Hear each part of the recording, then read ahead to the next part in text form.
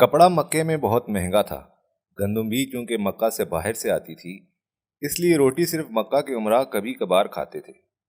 ایک روٹی کی قیمت عموماً 4 درہم ہوتی۔ 4 درہم میں وہ اونٹ کا ایک کجاوا خرید لیتے تھے۔ غلاموں کی قیمت ان کی شکل و صورت، عمر اور صحت کے لحاظ سے 150 سے 600 درہم تک ہوا کرتی تھی۔ غلاموں کی حیثیت انسانوں سے کہیں کم تر جانوروں کی طرح تھی۔ اچھا اونٹ ایک اوس غلام سے مہنگا تھا، وہاں گھوڑے اور خچر اونٹوں سے کئی گنا زیادہ مہنگے ہوا کرتے تھے۔ گدھے بھی موجود تھے، مگر وہ بھی اونٹوں اور غلاموں سے زیادہ قیمت پر ملتے۔ مکے کے لوگوں کی معیشت مال برداری، تجارت اور خوراک کے لیے اونٹ ہی سب سے ضروری جنس تھی۔ جس کا دودھ وہ پیتے، اس پہ سواری کرتے اور اس کے گوشت سے پیٹ بھرا کرتے تھے۔ قریش کے نسلی قبیلوں کے افراد، حلیفوں اور غلاموں کے علاوہ مکہ میں ایک طبقہ اور تھا۔ وہ تھا 360 بتوں کا پروہت۔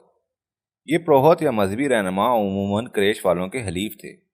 باہر کی بستیوں سے وہاں آ کر ڈیرا ڈالے بیٹھے تھے، مگر انہوں نے کمال ہنرمندی، چالاکی اور مکاری سے قریش والوں کی زیادہ تر دولت مذہبی رسومات کی ادائیگی کے نت نئے طریقوں اور بہانوں سے سمیٹ رکھی تھی۔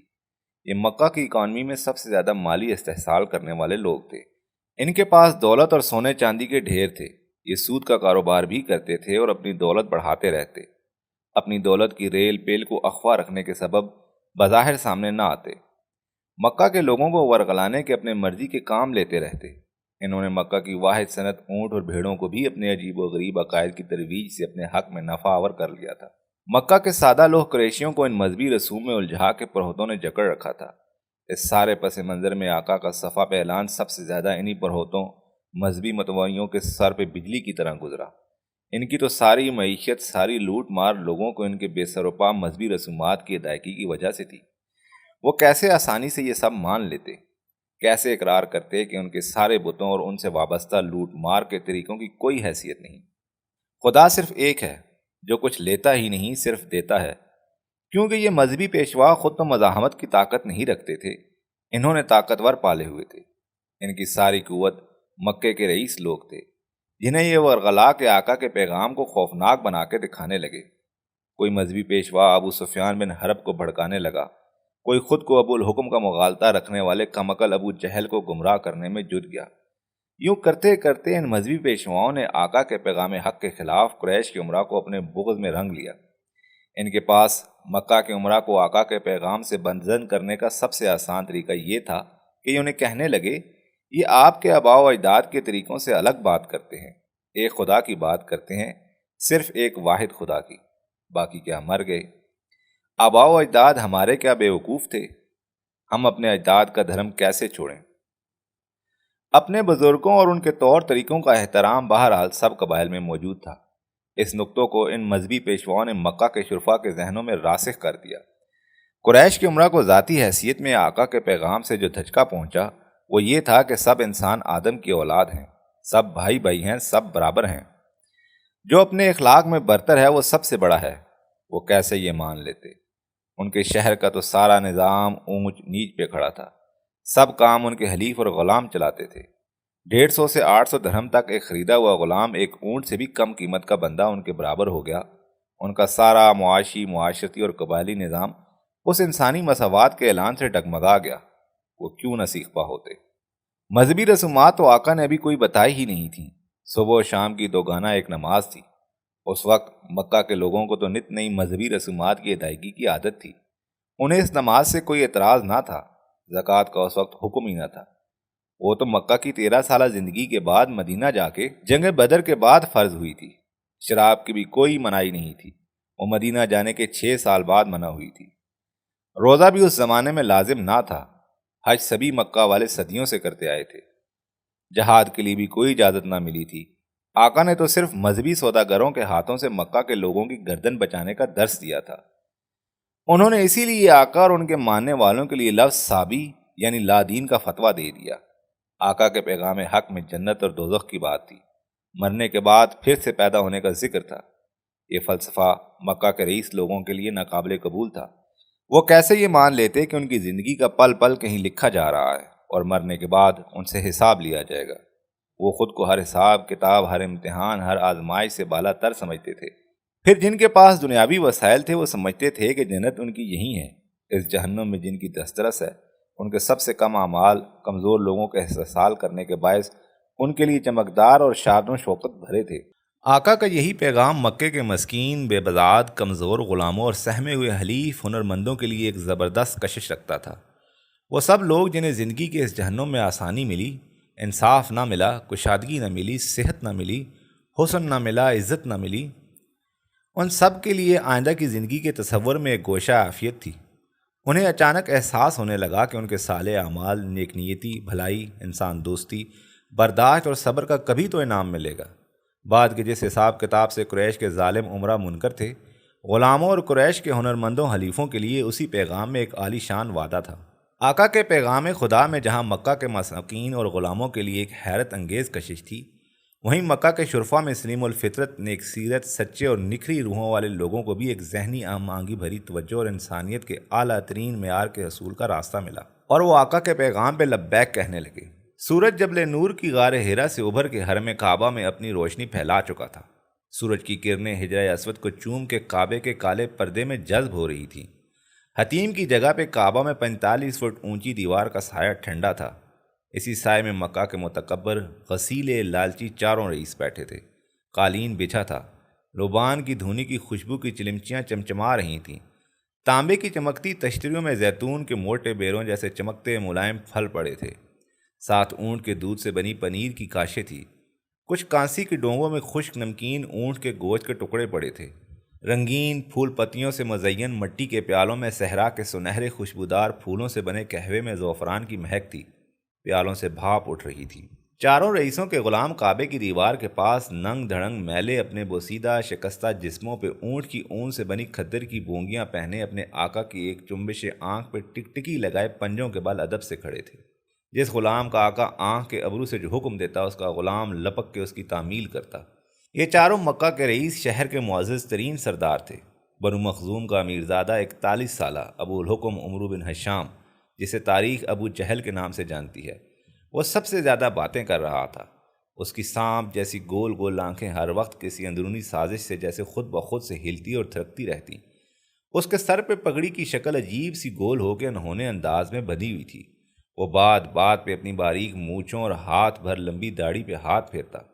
چونکہ وہ بولتا بہت تھا اور اس کے بولنے سے تھوک کی چھینٹیں اڑتی تھیں، تو وہ چند باتیں کرنے کے بعد اپنے بائیں ہاتھ کو اپنے زہریلے ہونٹوں اور داڑھی سے مسل دیتا۔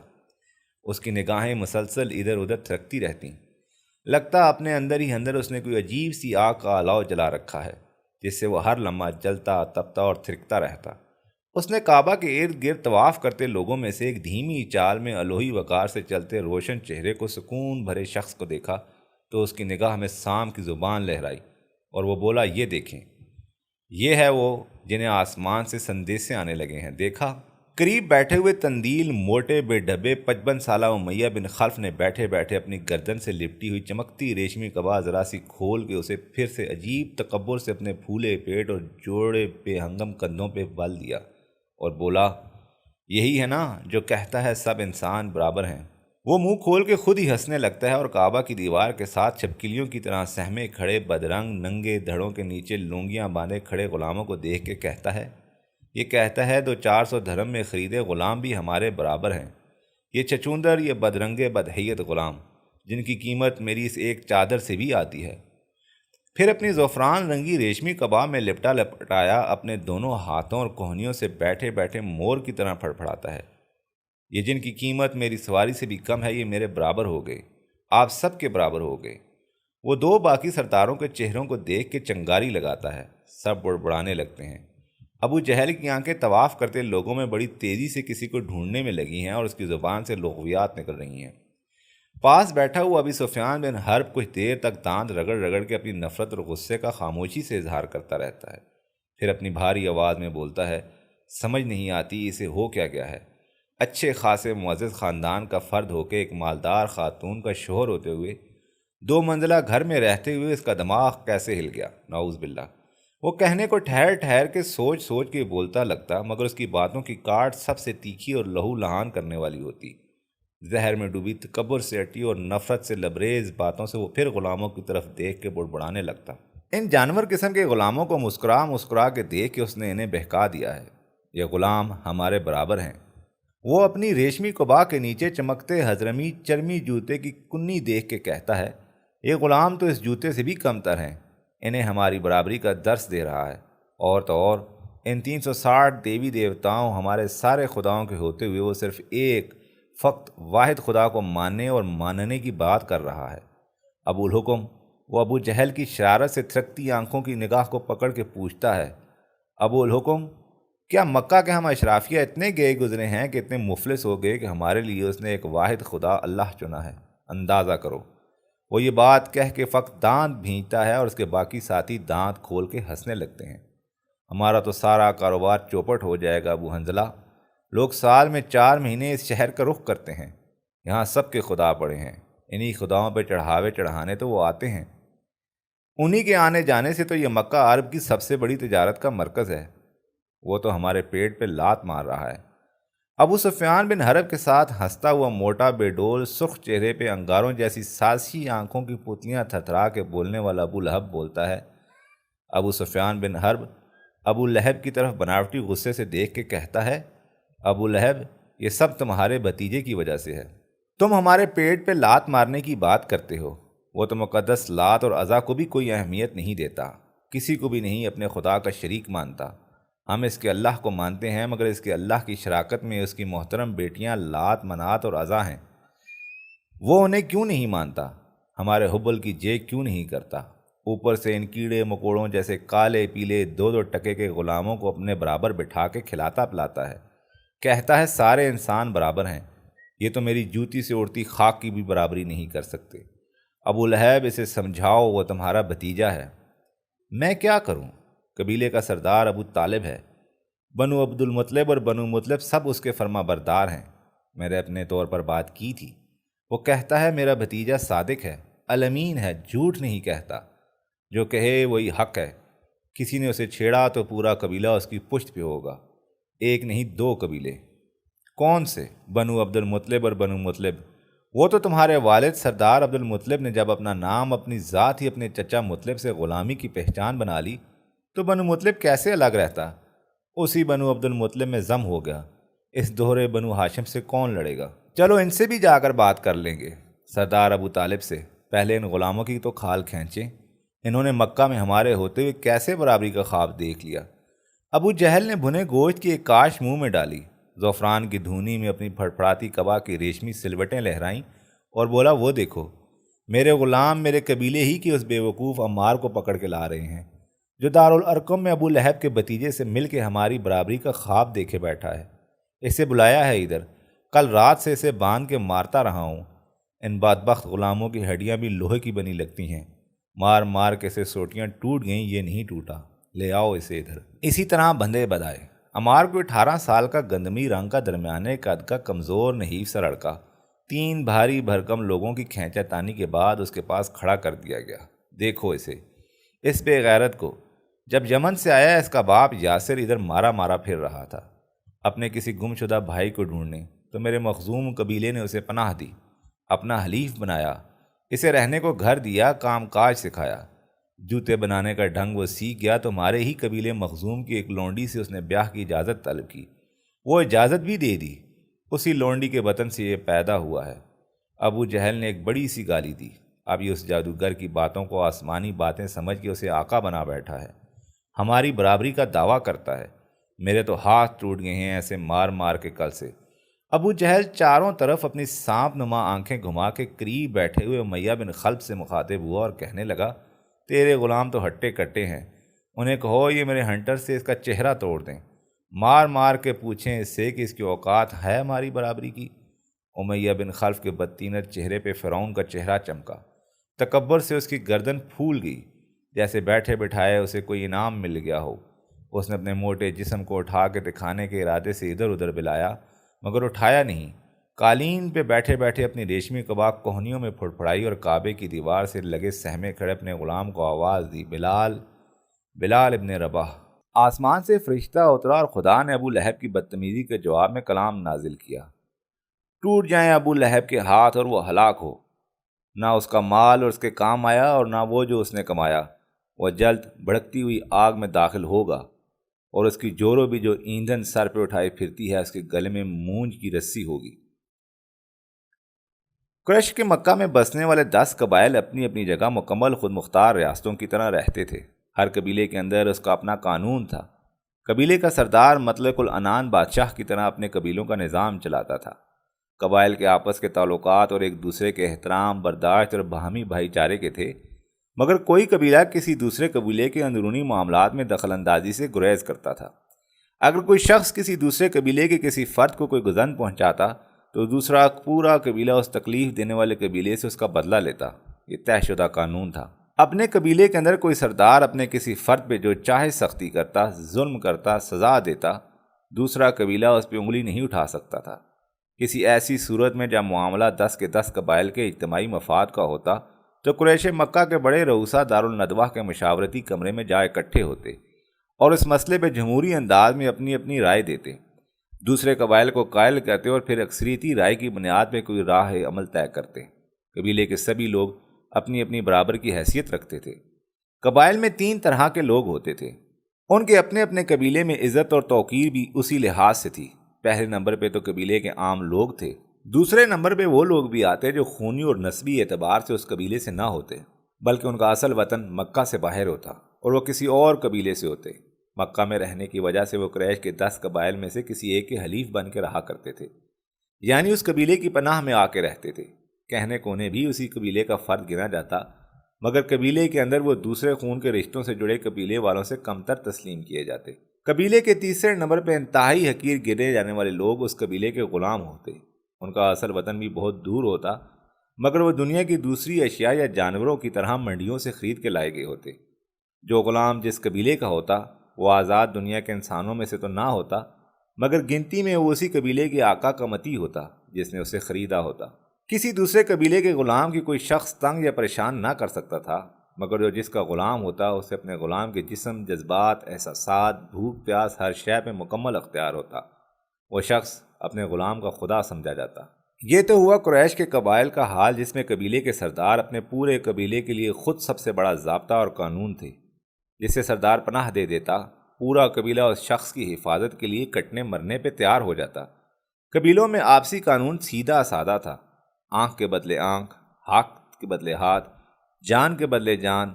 قریش کے زیادہ تر لوگ تجارت سے وابستہ تھے۔ وہ اونٹوں کے قافلوں پہ یمن، شام اور فلسطین کی طرف جاتے، اونٹوں کے سامان سے بھر کے لے جاتے، جدھر جدھر سامان بکتا ادھر بیچ کے دوسرا سامان خرید لاتے۔ زیادہ تر سامان مکہ کے باہر سے ہی آتا تھا۔ مکہ کے اندر کوئی بڑی صنعت نہیں تھی، کھیتی باڑی ادھر نہ ہوتی تھی، بس ایک چمڑے کا کاروبار مکہ کا اپنا تھا۔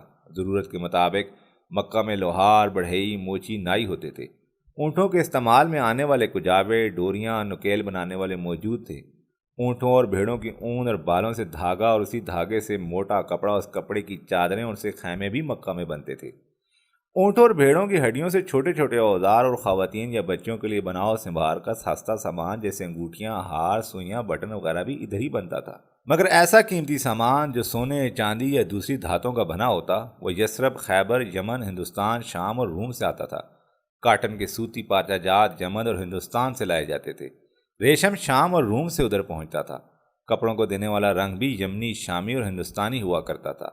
نمک قریبی سمندر سے بھی حاصل کر لیا جاتا تھا۔ مرچوں کا استعمال کم تھا، جو تھا وہ قریبی سرسبز علاقوں سے آتا تھا۔ پھل بھی قرب و جوار کے سرسبز علاقوں سے پہنچتے تھے۔ مکہ کے قریب ترین سرسبز علاقہ طائف کا تھا۔ 3500 فٹ اونچا پہاڑی علاقہ پھلوں کے باغات اور فصلوں کی وجہ سے مشہور تھا۔ مکہ کے قبائل ہی کی طائف میں بھی زرعی زمین تھی اور 60 میل دور اس شہر میں مکہ کے نامور رئیس قبیلوں کا عام آنا جانا تھا۔ کھجور کے باغات کے لیے یثرب اور خیبر کی زمین مشہور تھی۔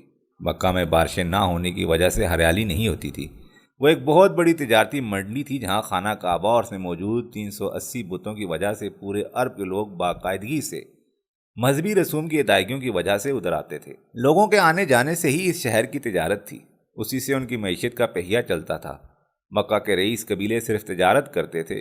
اس شہر میں ہاتھ سے کام کرنے والے لوہار، بڑھئی، کپڑا بننے والے، ہتھیار اور اوزار بنانے والے محنتی ان قبائل کے حلیف یا غلام ہوا کرتے تھے۔ یوں ان کا درجہ عام قریشیوں سے کمتر سمجھا جاتا تھا۔ ان غریب لوگوں کا لباس عموماً ایک آدھ دھوتی اور بوسیدہ سی بنیان نما لمبی قمیض سے زیادہ نہ ہوتا تھا۔ بلال 31 سال کا لمبا کالا کمزور سا آدمی تھا۔ کالے جسم پہ کالی کالی پسلیاں سینے کے اندرونی طوفان سے تھرک رہی تھیں۔ موٹے کھدر نما اون کے کپڑے کی لونگی باندھی ہوئی تھی۔ چھوٹی چھوٹی روشن آنکھوں میں خوف جمع ہوا تھا۔ سر کے بال گول گول کٹے ہوئے لوہے کی باریک چھوٹی کترنوں کی طرح گھنگرائے ہوئے دبے دھبا سے اونچی نیچی سر کو کھوپڑی پہ چپکے ہوئے تھے۔ ہونٹ موٹے تھے، ناک بڑا سا۔ اس کے بازو کولتار میں رنگے ہوئے پتلے بانسوں کی طرح اس کے جسم کے دونوں طرف بے ربط سے ہوئے تھرک رہے تھے۔ اپنا نام سن کے وہ پنجوں کے بل اچھل کے اپنے آقا امیہ بن خلف کی طرف لپکا۔ یا سیدی، یہ اٹھاؤ ابو الحکم کا ہنٹر۔ بلال نے ہنٹر اٹھا لیا۔ دیکھ رہے ہو یہ سامنے بے وقوف عمار؟ یہ ابو الحکم کا حلیف غلام ہے، اس سے باغی ہے۔ بتاؤ اس کو غلام اور آقا میں کیا فرق کیا؟ سمجھ گئے؟ بلال خاموش۔ تمہیں 2 نسلوں سے میں نے خریدا ہے۔ تمہارا باپ ریاح بھی میرا غلام تھا، تمہاری ماں امامہ بھی میری کنیز تھی۔ تم کالے حبشیوں کو چمڑا رنگنے کا کام سکھایا، پیٹ بھر کے روٹی دی، پہننے کو لنگی دی۔ جانتے ہو نا اپنی قیمت؟ ابھی بازار میں تمہیں ان ابھری پھڑکتی پسلیوں، سوکھی ٹانگوں اور کالے بھدے رنگ و روپ کے ساتھ لے جا کے کھڑا کر دوں تو 150 درہم بھی نہ ملیں۔ ایک بھیڑ سے بھی کم قیمت ہے تمہاری اور اس بدراہ کی بھی۔ اس بدبخت عمار کو بتاؤ آقا اور غلام کا فرق۔ اٹھاؤ کوڑا اور مارو زور سے اس کے منہ پر، توڑ دو اس کا چہرہ، ناک، آنکھ، ہونٹ سب لہو لہان کر دو۔ اس 150 درہم کے غلام کو 50 درہم کا کر دو، مارو پورے زور سے۔ امیہ بن خلف عمار کو غصے سے دیکھتے ہوئے اپنے غلام بلال کو حکم دیے جا رہا تھا۔ اس نے بلال کی طرف دیکھا ہی نہیں کہ بلال کے چہرے کے خد و خال بدل رہے ہیں۔ آنکھوں میں خون جیسے جم گیا ہے، پچ کے گالوں کی کھال نیچے جبڑے کی ہڈیاں تک تھر تھرا رہی ہیں۔ لمبے لمبے سانس اس کے سینے میں بھر بھر کے اس کی پسلیوں کو دھونکی کی طرح دھنکائے جا رہے ہیں۔ اس کے جسم کی روئیں روئیں کھڑا ہونے لگی ہیں اور ہاتھ میں پکڑا ہوا ہنٹر اس کے ہاتھ میں ڈھیلا ہو رہا ہے۔ عمار بلال کے چہرے کے بدلتے خد و خال دیکھ رہا تھا۔ وہ رسیوں سے بندھا ٹکٹکی لگائے بلال کے سامنے بلال کی بدلتی ہوئی شکل کو دیکھ کے سہم رہا تھا اور آنکھوں آنکھوں میں اسے کہہ رہا تھا، مارو مجھے مارو۔ ابھی 2 دن پہلے ہی دونوں ایک ساتھ دار ارقم میں آقا سے ملنے گئے تھے۔ دونوں اس دروازے پہ چھپتے چھپاتے پہنچے تھے۔ بلال نے عمار سے پوچھا تھا، کیسے آئے ہو ادھر؟ عمار نے یہی سوال بلال سے کر دیا، تم بتاؤ تم کیوں آئے ہو؟ بلال نے کہا، میں نے آقا سے ملنا ہے۔ عمار نے بھی یہی جواب دیا۔ پھر دونوں صفا کے پاس تنہا کھڑے گھر میں خاموشی سے آقا سے ملے تھے اور ان کے ہاتھوں کو چوم کے کہا تھا، لا الہ الا اللہ محمد رسول اللہ۔ عمار کی چوری پکڑی گئی تھی اور بلال کی چوری ابھی پکڑے جانے والی تھی۔ امیہ بن خلف نے جب محسوس کیا کہ ابھی تک بلال کا بازو کوڑے کو فضا میں غصے سے لہرا کے عمار کی چہرے کی طرف نہیں ہلا تو اس نے چیخ کے بلال کو دیکھ کے اپنے موٹے توند بھرے جسم سے چیخ ماری، بلال! بلال کا سارا جسم یکبارگی میں تھر تھرایا، سانس اوپر نیچے ہوئی، اس کی آنکھوں میں ایک الوہی سچ کی چمک چمکی اور اس کے ہاتھ میں پکڑا ہوا کوڑا اس کے ہاتھ سے دھیرے دھیرے سرکتا نیچے گر گیا۔ امیہ بن خلف تو آتش فشاں پہاڑ کی طرح تھر تھرا کے اٹھا۔ سامنے کھڑے بندھے ہاتھوں والے عمار نے خود ہی جھک کے بندھے ہاتھوں سے کوڑا بلال کو اٹھا کے پکڑایا اور زیر لبی بولا، مارو مارو مجھے، ورنہ یہ تمہیں مار دیں گے۔ بلال کے ہاتھوں میں کوڑا پکڑنے کا ارادہ ختم ہو چکا تھا۔ اس نے ہاتھ میں پھنسایا کوڑا پھر گرا دیا۔ امیہ بن خلف کا غضبناک چہرہ اس کی طرف بڑھ رہا تھا۔ ساتھ ہی حتیم میں قالین پر گاؤ تکیے میں بیٹھے ابو جہل، ابو سفیان اور ابو لہب کے چہروں پہ بھی ہوائیاں اڑ رہی تھیں۔ ان کے سامنے ان کا ظلم و استبداد کا طبقاتی نظام ٹوٹ رہا تھا۔ ایک بھیڑ کی قیمت میں خریدے جانے والا ان کا غلام اپنا آقا بدل رہا تھا۔ وہ سب غصے سے بھوتنے بن گئے۔